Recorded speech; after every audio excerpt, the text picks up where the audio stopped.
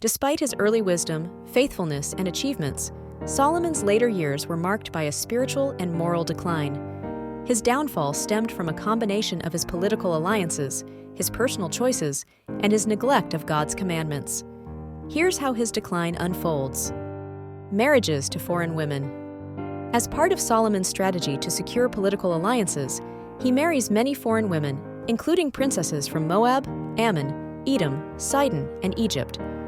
In total, Solomon accumulates 700 wives and 300 concubines, 1 Kings 11:3.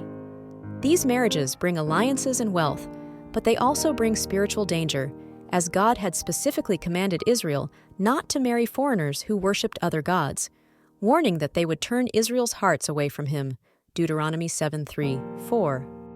As Solomon grows older, his foreign wives begin to influence him, and he allows them to worship their own gods.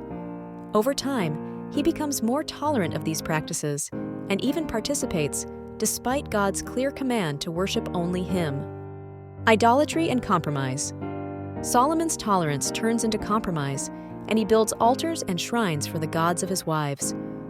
He constructs high places for Chemosh, the god of Moab, Molech, the god of the Ammonites, associated with child sacrifice, and other deities. He even worships at these sites himself, breaking his covenant with God. This idolatry is particularly grievous because Solomon had built the magnificent temple in Jerusalem to honor the God of Israel. Now, in direct contradiction to his earlier faith, he desecrates his legacy by supporting and engaging in the worship of other gods. God's anger and judgment.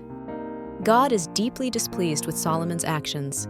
He had appeared to Solomon twice, both times making clear promises and warnings if Solomon turned away from him. Yet despite these encounters and his gift of wisdom, Solomon's heart strays. God confronts Solomon through a prophetic word, declaring that because Solomon has broken his covenant and followed other gods, the kingdom will be taken from his family line. However, for the sake of David, God decides not to remove the kingdom during Solomon's lifetime. Instead, God promises to divide the kingdom after Solomon's death, leaving one tribe, Judah, to Solomon's descendants as a remnant. This decision ultimately sets the stage for the division of Israel into two kingdoms, Israel in the north and Judah in the south. The rise of adversaries. As a consequence of Solomon's unfaithfulness, God raises up adversaries to trouble Israel and weaken Solomon's power. Among these adversaries are Hadad the Edomite, who harasses Israel from the south, and Rezon, who controls the north. Additionally, Jeroboam, an Ephraimite and a former official under Solomon, is singled out by a prophet named Ahijah as the future king of the northern tribes. Ahijah's prophecy to Jeroboam confirms that God intends to divide the kingdom as punishment for Solomon's idolatry. Solomon's death and the division of the kingdom. After reigning for 40 years, Solomon dies, leaving a mixed legacy. Though he brought Israel great prosperity, built the temple, and was famed for his wisdom, his later years of idolatry and disobedience overshadowed his achievements. His son Rehoboam succeeds him, but Solomon's sins have lasting consequences. Rehoboam's harsh policies quickly alienate the northern tribes, leading them to rebel and establish Jeroboam as king over the new kingdom of Israel.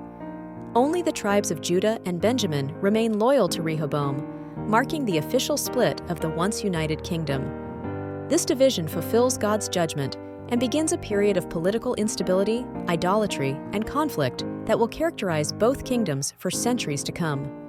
Solomon's legacy, a cautionary tale. The story of Solomon's downfall serves as a powerful warning.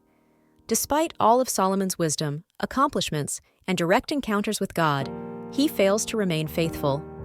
His pursuit of wealth, political alliances, and indulgences ultimately leads him to abandon the God who had blessed him so richly. Solomon's life reminds us that no amount of wisdom, wealth, or power can replace devotion to God, and that spiritual compromise can have consequences for generations. In the end, Solomon's story is a reminder of the importance of faithfulness and humility before God, no matter one's status or wisdom.